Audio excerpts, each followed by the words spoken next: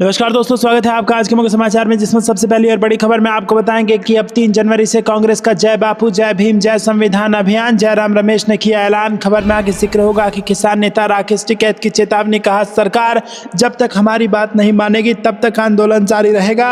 खबर में आगे आपको बताएंगे कि मोदी सरकार के संविधान विरोधी राज में दलित आदिवासी पिछड़े वर्ग के खिलाफ लगातार हो रहे हैं अत्याचार। खड़गे का बयान। इसके साथ आगे जिक्र होगा कि नए साल में बड़े आंदोलन की तैयारी में कांग्रेस। मध्य प्रदेश के दौरे पर रहेंगे राहुल गांधी और मल्लिकार्जुन खड़गे।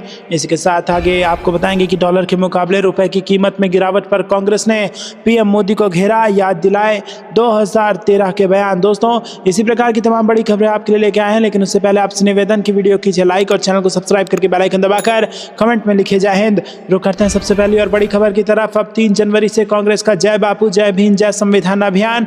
जयराम रमेश ने किया बड़ा ऐलान। जी हां दोस्तों, आपको बता दें कि कांग्रेस महासचिव जयराम रमेश ने रविवार को घोषणा की है कि पार्टी डॉक्टर बाबा साहेब अंबेडकर के खिलाफ कथित टिप्पणी को लेकर केंद्रीय गृह मंत्री अमित शाह के इस्तीफे की मांग के लिए जय बापू जय भीम जय संविधान अभियान शुरू करेगी।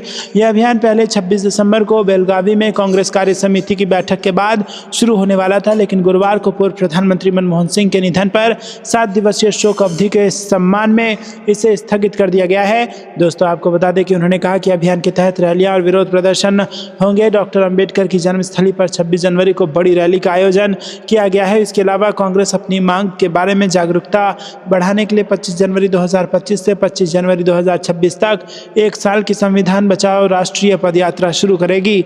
रुक करते हैं अगली ब्रेकिंग न्यूज की तरफ। किसान नेता राकेश टिकैत की चेतावनी। कहा, सरकार जब तक हमारी बात नहीं मानेगी तब तक आंदोलन जारी रहेगा। जी हां दोस्तों, आपको बता दें कि ग्रेटर नोएडा के 0 पॉइंट पर किसानों के मुद्दे को लेकर बुलाई गई महापंचायत में सोमवार को भारतीय किसान यूनियन के राष्ट्रीय प्रवक्ता राकेश टिकैत भी शामिल हुए। पंचायत के बाद उन्होंने कहा कि जब तक सरकार हमारी बात नहीं मानेगी तब तक आंदोलन चलते रहेंगे। सरकार पुलिस बल का प्रयोग करती रहती है। बिना पुलिस बल के कोई आंदोलन होता है क्या? बिना पुलिस बल के तो समझौते होते हैं। हमारी रणनीति यह है कि हम जल्द ही मीटिंग करेंगे और इस पर आगे का फैसला लेंगे। जहां किसानों को रोका जा रहा है वहीं आंदोलन करेंगे। यहाँ जो भी निर्णय होगा हम सब बैठकर उसी पर कार्य करेंगे। रुक करते हैं अगली ब्रेकिंग न्यूज की तरफ। मोदी सरकार के संविधान विरोधी राज में दलित आदिवासी पिछड़े वर्ग के खिलाफ लगातार हो रहे अत्याचार। खड़गे ने लगाया आरोप। जी हां दोस्तों, कांग्रेस अध्यक्ष मल्लिकार्जुन खड़गे ने मोदी सरकार पर हमला बोला और कहा कि संसद में गृह मंत्री अमित शाह बाबा साहेब डॉक्टर अंबेडकर जी का अपमान करते हैं और बीजेपी शासित राज्य में वही वंचित विरोधी मानसिकता दोहराई जा रही है। दोस्तों, आपको बता दें कि पिछले 2 दिनों में मध्य प्रदेश के देवास में दलित युवक की पुलिस कस्टडी में हत्या कर दी जाती है। ओडिशा के बालेश्वर में आदिवासी महिलाओं को पेड़ से बांधकर पीटा जाता है। हरियाणा के भिवानी में दलित छात्रा को बीए परीक्षा की फीस न भर पाने पर आत्महत्या के लिए मजबूर होना पड़ता है।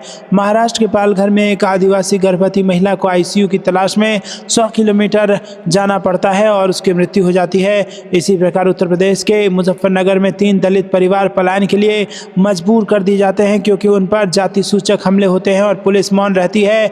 उन्होंने आगे कहा कि ये जग जाहिर है कि मोदी सरकार के संविधान विरोधी राज में दलित आदिवासी पिछड़े व अल्पसंख्यक वर्ग के खिलाफ लगातार अत्याचार हो रहे हैं। जो गरीब हैं, वंचित हैं, वो मनुवाद का दंश झेल रहे हैं। रुक करते हैं अगली ब्रेकिंग न्यूज की तरफ। नए साल में बड़े आंदोलन की तैयारी में कांग्रेस। मध्य प्रदेश के दौरे पर रहेंगे राहुल गांधी और मल्लिकार्जुन खड़गे। जी हां दोस्तों, मध्य प्रदेश कांग्रेस अध्यक्ष जीतू पटवारी ने कहा कि भाजपा राज्य में दलितों पर अत्याचार बढ़े हैं। एनसीआरबी के आंकड़े इसके प्रमाण हैं। सतवास में दलित की हत्या पर सरकार मौन है। ऐसी कई घटनाएं हुई हैं। इन सब घटनाओं को लेकर कांग्रेस द्वारा संविधान की रक्षा के लिए 25 जनवरी को महू में जय भीम जय संविधान जय बापू आयोजन किया जाएगा। इसमें राष्ट्रीय अध्यक्ष मल्लिकार्जुन खड़गे, लोकसभा में नेता प्रतिपक्ष राहुल गांधी, सभी सीडब्ल्यूसी मेंबर समेत पार्टी के वरिष्ठ नेता शामिल होंगे। सोमवार को मीडिया से चर्चा में पटवारी ने यह बात कही। रुक करते हैं अगली ब्रेकिंग न्यूज की तरफ। डॉलर के मुकाबले रुपए की कीमत में गिरावट पर कांग्रेस ने पीएम मोदी को घेरा। याद दिलाया 2013 का बयान। जी हां दोस्तों, अमेरिकी डॉलर के मुकाबले रुपए की कीमत में गिरावट को लेकर कांग्रेस ने सोमवार को केंद्र सरकार पर निशाना साधा। विपक्षी पार्टी ने कहा कि प्रधानमंत्री नरेंद्र मोदी के पास इस मुद्दे पर कहने के लिए कुछ नहीं बचा है। 2013 में जब यूपीए सरकार के दौरान रुपए की कीमत में गिरावट आई थी तो उन्होंने तत्कालीन प्रधानमंत्री मनमोहन सिंह पर निजी हमले किए थे। कांग्रेस के महासचिव और संचार विभाग के प्रमुख जयराम रमेश ने मोदी के 2013 के उस बयान का जिक्र किया जिसमें उन्होंने कहा था कि यूपीए नेतृत्व दिशाहीन हो गया है, उसे ना तो देश की रक्षा की चिंता है और ना ही रुपए की कीमत में आ रही गिरावट की चिंता है, उसे बस अपनी कुर्सी बचाने की चिंता है। रमेश ने कहा कि गुजरात के तत्कालीन जैविक मुख्यमंत्री ने 2014 में डॉलर के मुकाबले रुपए की कीमत में गिरावट पर जोरदार अभियान चलाया था, यहां तक कि राजनीतिक लाभ हासिल करने के लिए प्रधानमंत्री मनमोहन सिंह पर निजी हमलों का सहारा लिया था। 16 मई 2014 को रुपए की कीमत 58.58 रुपये प्रति डॉलर थी। अब 10 साल बाद रुपए की कीमत 85.27 रुपये प्रति डॉलर हो गई है। रुपए ने एशिया की सबसे खराब प्रदर्शन करने वाली मुद्रा बनने का रिकॉर्ड बनाया है। रुक करते हैं अगली ब्रेकिंग न्यूज की तरफ। केंद्र सरकार मनमोहन सिंह के अंतिम संस्कार व स्मारक का स्थान तय कर देती तो कोई विवाद नहीं होता, गहलोत ने लगाया आरोप। जी हाँ दोस्तों, आपको बता दें कि कांग्रेस के वरिष्ठ नेता अशोक गहलोत ने मंगलवार को कहा कि अगर केंद्र सरकार पूर्व प्रधानमंत्री दिवंगत मनमोहन सिंह के अंतिम संस्कार और उनके स्मारक का स्थान तय कर देती तो कोई विवाद ही नहीं होता। राजस्थान के पूर्व मुख्यमंत्री गहलोत ने दावा किया कि लोकसभा में विपक्ष नेता राहुल गांधी ने पूर्व प्रधानमंत्री इंदिरा गांधी व राजीव गांधी के समाधि स्थलों पर सिंह का दाह संस्कार कराने की केंद्र सरकार को पेशकश की थी, इसके बावजूद भारतीय जनता पार्टी नीति सरकार ने विवाद पैदा कराया। रुक करते हैं अगली ब्रेकिंग न्यूज की तरफ। फडणवीस को मुख्यमंत्री बने रहने का कोई अधिकार नहीं, राज्य में बढ़ते अपराध को लेकर कांग्रेस का हमला। जी हां दोस्तों, महाराष्ट्र में सरपंच संतोष देशमुख की हत्या से जुड़े जबरन वसूली के मामले में आरोपी वाल्मीकि कराड़ की गिरफ्तारी में नाकामी के बाद पुलिस की कार्यप्रणाली पर सवाल उठाते हुए कांग्रेस ने मंगलवार को कहा कि मुख्यमंत्री देवेंद्र फडणवीस को इस्तीफा दे देना चाहिए। उधर भारतीय जनता पार्टी विधायक सुरेश धस ने राष्ट्रवादी कांग्रेस पार्टी मंत्री धनंजय मुंडे पर निशाना साधते हुए दावा किया कि वो और कराड़ एक ही सिक्के के दो पहलू हैं, जबकि मराठा कार्यकर्ता मनोज जरांगे ने आरोपियों के सभी समर्थकों के खिलाफ कार्रवाई की मांग की है। रुक करते हैं अगली ब्रेकिंग न्यूज की तरफ। बीरेंद्र सिंह के माफी मांगने पर कांग्रेस ने पूछा, प्रधानमंत्री मणिपुर जाकर यही बात क्यों नहीं कह सकते। जी हाँ दोस्तों, कांग्रेस ने मणिपुर के मुख्यमंत्री एन बीरेंद्र सिंह के राज्य में जातीय हिंसा के लिए माफी मांगने पर केंद्र को घेरते हुए कहा कि प्रधानमंत्री मोदी राज्य का दौरा करके यही बात क्यों नहीं कह सकते। पार्टी महासचिव जयराम रमेश ने यह भी दावा किया कि पीएम मोदी दुनिया भर की यात्रा कर रहे हैं लेकिन मणिपुर जाने से परहेज करते हैं। जयराम रमेश ने बीरेंद्र सिंह के बयान का वीडियो रिपोस्ट करते हुए एक्स पर कहा कि प्रधानमंत्री मणिपुर जाकर यही बात वहां क्यों नहीं कह सकते। उन्होंने 4 मई 2023 से जानबूझकर राज्य का दौरा करने से परहेज किया है लेकिन वो देश और दुनिया भर में यात्रा कर रहे हैं। रमेश ने कहा कि मणिपुर के लोग प्रधानमंत्री द्वारा की जा रही इस उपेक्षा को समझ नहीं पा रहे हैं। रुक करते हैं अगली ब्रेकिंग न्यूज की तरफ। केजरीवाल की योजनाओं से फर्क नहीं पड़ता, दिल्ली में कांग्रेस बनाएगी सरकार, पवन खेड़ा का बयान। जी दोस्तों, आपको बता दें कि आम आदमी पार्टी के राष्ट्रीय संयोजक अरविंद केजरीवाल मंगलवार को कनॉट प्लेस स्थित हनुमान मंदिर से पुजारी ग्रंथी सम्मान योजना शुरू करेंगे। आगामी विधानसभा चुनाव से पहले केजरीवाल इस योजना को शुरू कर मास्टर स्ट्रोक खेलना चाहते हैं। हालांकि इंडिया ब्लॉक की उनकी साथ ही कांग्रेस इस पर सवाल खड़े कर रही है। पुजारी ग्रंथी सम्मान योजना को लेकर कांग्रेस नेता पवन खेड़ा ने कहा कि अरविंद केजरीवाल चाहे जितनी भी योजनाएं शुरू कर लें, चाहे कितने भी बदलाव कर लें या कितने भी प्रयास किए जाएं, दिल्ली के लोगों ने अब मन बना लिया है कि दिल्ली एक बार फिर कांग्रेस के नेतृत्व वाली सरकार चाहती है। रुक करते हैं अगली ब्रेकिंग न्यूज की तरफ। संदीप दीक्षित ने आतिशी और संजय पर किया मानहानि का मुकदमा, कहा करोड़ों के आरोप पर सबूत दो या जेल जाओ। जी हाँ दोस्तों, यहाँ पर आम आदमी पार्टी के नेताओं आतिशी और संजय सिंह पर संदीप दीक्षित ने मानहानि का मुकदमा दायर करने की घोषणा की है और उन्होंने कहा है कि आम आदमी पार्टी के नेताओं ने उन पर भाजपा से करोड़ों रुपए लेने का जो आरोप लगाया है उसमें या तो सबूत दें या फिर जेल जाएं। रुक करते हैं अगली ब्रेकिंग न्यूज की तरफ। यूपी में खुलेआम बिक रहे मादक पदार्थ, सख्त कार्रवाई की जरूरत, प्रदेश कांग्रेस अध्यक्ष ने सीएम योगी को लिखा पत्र। जी हाँ दोस्तों, कांग्रेस की उत्तर प्रदेश इकाई के प्रमुख अजय राय ने सोमवार को आरोप लगाया कि राज्य में मादक पदार्थ खुलेआम बेचे जा रहे हैं और उन्होंने आने वाली पीढ़ियों को नशे के दलदल में फंसने से बचने के लिए सख्त कार्रवाई की मांग की है। अजय राय ने अपने पत्र में चिंता व्यक्त करते हुए कहा कि पिछले कुछ वर्षों में उत्तर प्रदेश के शहरी क्षेत्रों और सुदूर ग्रामीण इलाकों में मादक पदार्थों और अन्य मादक पदार्थों की खुलेआम बिक्री और उपयोग की घटनाएं देखने को मिल रही है, जो किसी भी सभ्य समाज के लिए बेहद शर्मनाक है और प्रशासनिक विफलता की ओर इशारा करती है। रुक करते हैं अगली ब्रेकिंग न्यूज की तरफ। बंगाल में फिर पिटी बीजेपी, रेखा पात्रा को पीएम ने किया कॉल मगर गुरु ने थाम लिया ममता बनर्जी का हाथ। जहां दोस्तों पश्चिम बंगाल की राजनीति में भाजपा लगातार तृणमूल कांग्रेस से मात खा रही है। 2021 से विधानसभा चुनाव में तमाम सर्वे रिपोर्ट में दावे किए जा रहे थे कि वहां भाजपा शानदार प्रदर्शन करने वाली है, लेकिन चुनावी रिजल्ट में ममता बनर्जी की तृणमूल कांग्रेस ने सबको चौंका दिया। फिर 2024 के लोकसभा चुनाव के रिजल्ट भी कुछ ऐसे ही दिखे। उसके बाद से भाजपा के कई नेता पार्टी छोड़कर टीएमसी का दामन थामने लगे हैं और इसी बीच ममता बनर्जी ने भाजपा को एक और झटका दिया है। बीजेपी की बासीरहाट लोकसभा सीट से उम्मीदवार रेखा पात्रा के पूर्व मेंटर सुजय मंडल ने तृणमूल कांग्रेस का दामन थाम लिया है। रुक करते हैं अगली ब्रेकिंग न्यूज की तरफ। जेएनयू-एसयू का जेडीयू के दिल्ली कार्यालय के बाहर प्रदर्शन, बीपीएससी एग्जाम को लेकर नीतीश का इस्तीफा मांगा। जी हाँ दोस्तों, जेएनयू-एसयू ने सोमवार को बिहार के मुख्यमंत्री नीतीश कुमार के इस्तीफे और बिहार लोक सेवा आयोग परीक्षा को रद्द करने की मांग को लेकर जनता दल यूनाइटेड के कार्यालय के बाहर प्रदर्शन किया और एक बयान में कहा कि जिस समय कुमार कार्यालय के दौरे पर आए हुए थे उस समय ये विरोध प्रदर्शन किया गया। दोस्तों आपको क्या कुछ लगता है कमेंट में जरूर बताइए। वीडियो को लाइक नहीं किया तो लाइक जरूर कीजिएगा। रुक करते हैं अगली ब्रेकिंग न्यूज की तरफ, जहां पर आपको बता दें कि बीपीएससी आंदोलन पर प्रियंका गांधी ने कहा कि भाजपा का डबल इंजन युवाओं पर अत्याचार का प्रतीक है। जी हाँ दोस्तों, कांग्रेस नेता और वायनाड से सांसद प्रियंका गांधी ने सोमवार को पटना में छात्रों को कथित रूप से प्रताड़ित करने के लिए बिहार में भाजपा के नेतृत्व वाली डबल इंजन सरकार की आलोचना की। बीते रविवार को पटना पुलिस ने 70वीं बीपीएससी संयुक्त प्रारंभिक परीक्षा में कथित अनियमितताओं के खिलाफ प्रदर्शन कर रहे हजारों अभ्यर्थियों को तितर बितर करने के लिए लाठीचार्ज किया और उन पर पानी की बौछारें की। प्रियंका गांधी ने सोशल मीडिया प्लेटफॉर्म एक्स पर एक पोस्ट में कहा कि बिहार में 3 दिन के अंदर दूसरी बार छात्रों पर अत्याचार किया गया। परीक्षाओं में भ्रष्टाचार, धांधली, पेपर लीक रोकना सरकार का काम है, लेकिन भ्रष्टाचार रोकने की जगह छात्रों को आवाज उठाने से रोका जा रहा है। इस कड़ाके की ठंड में युवाओं पर पानी की बौछार और लाठीचार्ज करना अमानवीय है। भाजपा का डबल इंजन युवाओं पर डबल अत्याचार का प्रतीक बन गया है। बता दें कि व्यापक अनियमितताओं के आरोपों को लेकर परीक्षा रद्द करने की मांग कर रहे प्रदर्शनकारियों ने गांधी मैदान के पास धरना दिया तथा पुलिस के हस्तक्षेप के बावजूद सड़क खाली करने से इनकार कर दिया। जैसे ही प्रदर्शन तेज हुआ, पुलिस ने भीड़ को तितर बितर करने के लिए पहले पानी की बौछार की। जब इससे भी कोई फायदा नहीं हुआ तो लाठीचार्ज किया गया, जिससे कई प्रदर्शनकारी घायल हो गए। छात्रों ने आरोप लगाया कि उनके खिलाफ आंसू गैस और अत्यधिक शारीरिक बल का इस्तेमाल किया गया और दावा किया कि उन्हें जबरन सड़कों से घसीटा गया। महिला उम्मीदवारों ने भी झड़प के दौरान दुर्व्यवहार की बात कही। रुक करते हैं अगली ब्रेकिंग न्यूज की तरफ। बीपीएससी छात्र आंदोलन को कुचलना चाह रही है भाजपा की बी टीम, तेजस्वी यादव ने लगाया आरोप। जी दोस्तों, बिहार लोक सेवा आयोग की 70वीं प्रारंभिक परीक्षा को रद्द करने और पुनर्परीक्षा की मांग को लेकर अभ्यर्थियों के आंदोलन को लेकर अब राजनीति गर्मा गई है। इस मुद्दे पर राजनीतिक दल आमने सामने नजर आ रहे हैं। इस बीच बिहार के पूर्व उप मुख्यमंत्री और विपक्ष के नेता तेजस्वी यादव ने जनसुराज के संस्थापक प्रशांत किशोर पर निशाना साधा है।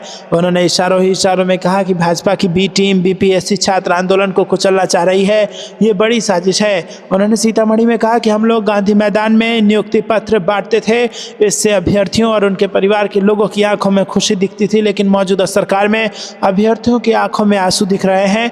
अभ्यर्थी लाठियां खा रहे हैं, अस्पताल में भर्ती हो रहे हैं, मुकदमे दर्ज हो रहे हैं। ये सब भाजपा की बी टीम की साजिश है। रुक करते हैं ब्रेकिंग न्यूज की तरफ।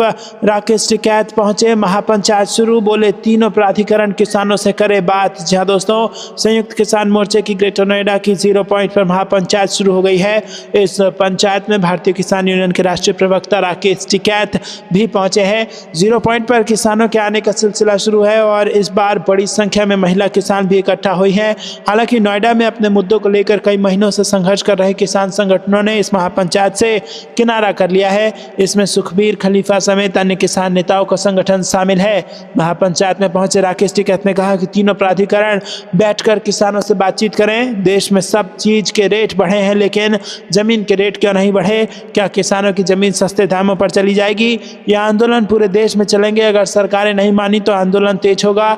अलग अलग जगहों के अलग अलग मुद्दे हैं। यहाँ का भूमि अधिग्रहण का है, दूसरी जगह एमएसपी गारंटी का है, कहीं छात्रों पर लाठीचार्ज हो रहे हैं, हर जगह कमेटी बनी हुई है। यहाँ गौतम बुद्ध नगर में भूमि अधिग्रहण का मामला है। सरकार और प्राधिकरण बैठकर बातचीत करे। रुक करते हैं ब्रेकिंग न्यूज की तरफ। जीतू पटवारी का दलितों पर अत्याचार के खिलाफ महू में बड़े आयोजन का ऐलान। धान खरीदी के मुद्दे मोहन सरकार को घेरा। जी हाँ दोस्तों, मध्य प्रदेश कांग्रेस कमेटी के चीफ जीतू पटवारी ने सोमवार को धान खरीदी के मुद्दे पर मोहन यादव सरकार पर निशाना साधा और प्रेस कॉन्फ्रेंस को संबोधित करते हुए धान खरीदी के मुद्दे पर राज्य सरकार को घेरा। उन्होंने एक सवाल के जवाब में कहा कि सरकार ने 31 3500 का वादा किया था, लेकिन उसका भुगतान अब तक नहीं हुआ। सरकार जिस तरीके से धान खरीदी में धोखा दे रही है उसे किसान और उनके बच्चे देख रहे हैं। जब धान मंडी में आएगी तब मैं मंडी में जाऊंगा। 3-4 दिन लगातार मैं मंडियों में किसानों से मिलूंगा और इस सरकार का जो असली चेहरा है झूठ, भ्रष्ट, गुमराह करने और ठगने का, हम उसको बेनकाब करने की कोशिश करेंगे। रुक करते हैं अगली ब्रेकिंग न्यूज की तरफ। सरकार 2 गज जमीन भी देने में असफल रही, बीजेपी के वार पर कांग्रेस का पलटवार। जी हां दोस्तों, पूर्व प्रधानमंत्री डॉक्टर मनमोहन सिंह के अस्थि विसर्जन कार्यक्रम में कांग्रेस नेताओं की अनुपस्थिति को लेकर भारतीय जनता पार्टी ने कई सवाल उठाए थे। बीजेपी ने कांग्रेस पर यह आरोप लगाया था कि पार्टी ने इस महत्वपूर्ण अवसर पर सम्मान और संवेदनशीलता का परिचय नहीं दिया। इसके जवाब में कांग्रेस नेता पवन खेड़ा ने कहा कि बीजेपी को केवल राजनीतिक खेलों में मतलब है, उन्होंने संवेदनशीलता से उन्हें कोई लेना देना नहीं है। उन्होंने कहा कि इस कार्यक्रम में सोनिया गांधी और प्रियंका गांधी ने परिवार के बाकी सदस्यों के साथ मिलकर अंतिम संस्कार की शाम को शोक व्यक्त किया था। पवन खेड़ा ने आगे बताया कि मनमोहन सिंह के अस्थि विसर्जन कार्यक्रम के दौरान निगम बोध घाट पर काफी कुव्यवस्था थी, जिसकी वजह से परिवार के सदस्यों को उचित स्थान नहीं मिल पाया। इस स्थिति में परिवार के लोगों ने किसी भी सार्वजनिक कार्यक्रम में भाग लेने से बचने के लिए कार्यक्रम को केवल परिवार तक सीमित करने का फैसला लिया। पवन खेड़ा ने यह भी स्पष्ट किया कि फूल चुनने के कार्यक्रम में केवल परिवार के सदस्य ही शामिल थे, ताकि परिवार की निजता का सम्मान किया जा सके। कांग्रेस नेता ने बीजेपी सरकार पर आरोप लगाते हुए कहा कि अगर यह मामला किसी बड़े कारोबारी से जुड़ा होता, जैसे अडानी को जमीन देनी होती, तो सरकार तुरंत सारी व्यवस्थाएं कर देती। लेकिन पूर्व प्रधानमंत्री मनमोहन सिंह के लिए, जिनका योगदान भारतीय अर्थव्यवस्था में अभूतपूर्व रहा, सरकार 2 गज जमीन भी देने में असफल रही। साथ ही उन्होंने ये सवाल उठाया कि क्या बीजेपी सरकार को इस तरह के संवेदनशील मुद्दों पर भी राजनीति करनी चाहिए। रुक करते हैं कि ब्रेकिंग न्यूज की तरफ। अभ्यर्थियों को छोड़कर भागने पर बोले प्रशांत किशोर, हजारों करोड़ों की सौदेबाजी का भी दावा। जी हां दोस्तों, बीपीएससी अभ्यर्थियों पर हुए लाठीचार्ज के बाद बिहार में सियासत तेज हो गई है।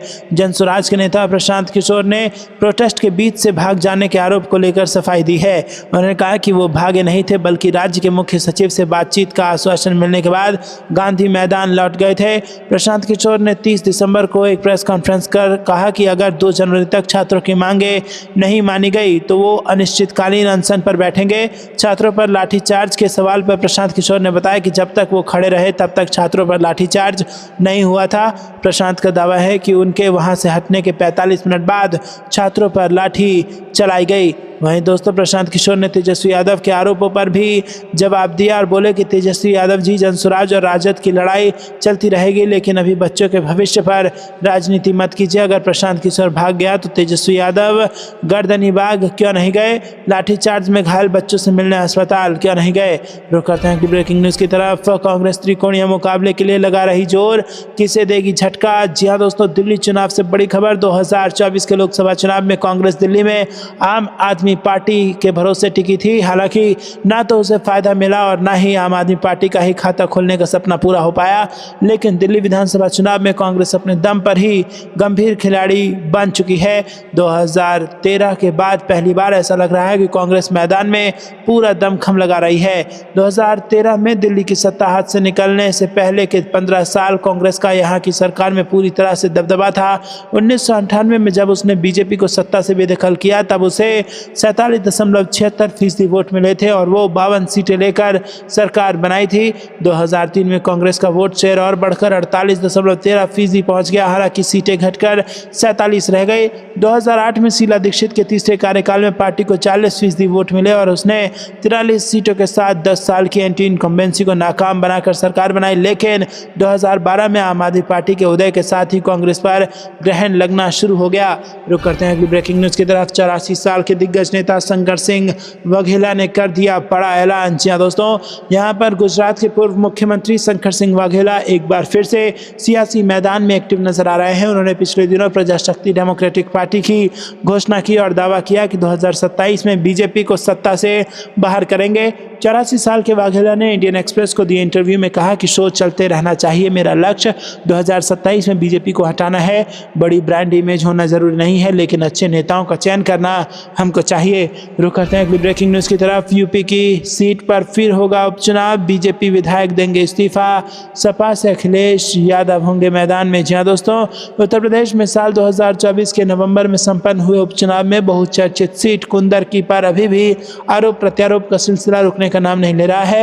एक दिन पहले जहां बीजेपी के विधायक रामवीर सिंह ने कुंदर की सीट पर समाजवादी पार्टी के राष्ट्रीय अध्यक्ष अखिलेश यादव को चुनाव लड़ने का चैलेंज दिया, तो वहीं पूर्व विधायक हाजी रिजवान ने भी भाजपा विधायक रामवीर सिंह को चैलेंज किया है। हाजी रिजवान ने अपने कार्यालय पर प्रेस वार्ता करते हुए कहा कि भाजपा विधायक पुलिस फोर्स हटाकर पैरामिलिट्री फोर्स की निगरानी में चुनाव करा लें, इतने में ही उनकी हकीकत सामने आ जाएगी। दरअसल सपा के नेता उपचुनाव में मिली भाजपा की जीत को पचा नहीं पा रहे हैं, जिसके चलते आए दिन भाजपा की जीत पर सवालिया निशान खड़े किए जा रहे हैं। कुंदरकी में भी सपा के पूर्व विधायक और सपा के प्रत्याशी रहे हाजी रिजवान ने भाजपा विधायक ठाकुर रामवीर सिंह को खुली चेतावनी दे रहे हैं। दोस्तों, आपको क्या कुछ लगता है कमेंट में जरूर बताइए। वीडियो को लाइक नहीं किया तो लाइक जरूर कीजिएगा।